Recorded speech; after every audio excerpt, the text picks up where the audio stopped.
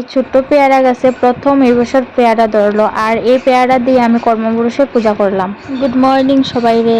তো দেখো আজকে সকাল সকাল রাজশ্রী পাপা আইসে কীর্তন থেকে, এখানে আওয়ার পরে বায়না শুরু হয়ে গেছে, হাতে ব্যথা পায়ে ব্যথা পাইছে, কত কিছুতে টিম দেখতে দেখতে হাতে ব্যথা হয়ে গেছে।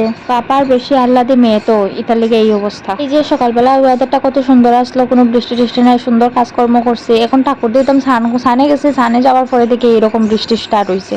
কিতা করবো আর, এই বৃষ্টির মধ্যে তুলসী স্নান করাইয়া তারপরে আইলাম ঠাকুর ঘরে। এই ভিডিওটা হয়েছে কর্মপুরুষের ব্রতের দিন। পূজার দিন সারাদিন কি কি কাজ করলাম এটাই তোমরা লোকে শেয়ার করতে আইলাম। যদিও আমার একটু লেট হয়ে গেছে, তুলসী স্নান করাই আইলাম, তারপরে সিঁদুর টিঁদুর দিয়া মোটামুটি সাজুগুজু কইরা আজকে একটু ইচ্ছা করছে শাড়িটারে পরে একটু নতুন বউয়ের মতো সাজুগুজু করার। এটা অবশ্য আমার সবসময় হয় না, যখন একটু পূজা পাল করি, যদি পূজা টুজা করি তখন আমার ইচ্ছা করে এরকম একটু সাজুগুজু করতাম। তাই এই সব বছর তো শাড়ি পরলাম, সুন্দর করে সিঁদুর টিঁদুর দিলাম, ঠাকুর ঘরে গেছি।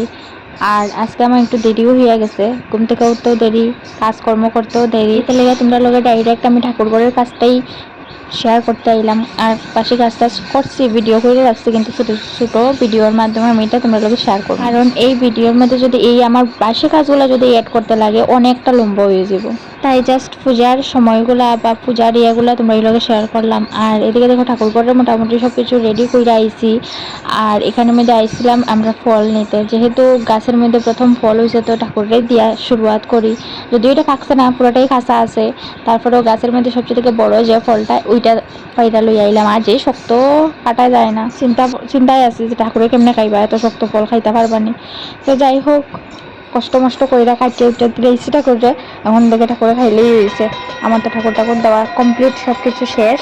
আর এইদিকে আমার শাশুড়ি মা বয়সুন খিচুড়ি আর কাঁঠালের পিচি ভাজা। তো আজকের এইটাই প্রসাদ। আমি ঠাকুর ঘরে আসলাম দেখা ওইদিকে গেছি না আমি, তো তাই না দেখি খিচুড়ি বানাইছেন, কাঁঠালের ভাজা বানাইছেন। তো মোটামুটি আমরা ভালোই লাগছে প্রসাদটা মুখে দিয়ে। তোমরা কেমন লাগছে আমার কইও দেখিয়া। খিচুড়িটা যদিও আমার তো একটা বেশি ফেভারিট না, মোটামুটি ভালো লাগে, অত খারাপ লাগে না, আবার ভালোও লাগে না, এমন একটা জিনিস। তো পূজার সময় এরকম একটু একটু খিচুড়ি খাইতে ভালোই লাগে। আমরা বাড়ি যে কোনো পূজা টুজা হইলে দেখছি আমার শাশুড়ি মা একটু খিচুড়ি বানাই। আর এই সময়টা হয়েছে সন্ধ্যা প্রার্থনার পরে একটু আরতি করলাম। তো আজকের ভিডিও এতটুকুই। আমার ভিডিও তোমরা কেমন লাগে অবশ্যই কমেন্টে জানাইও।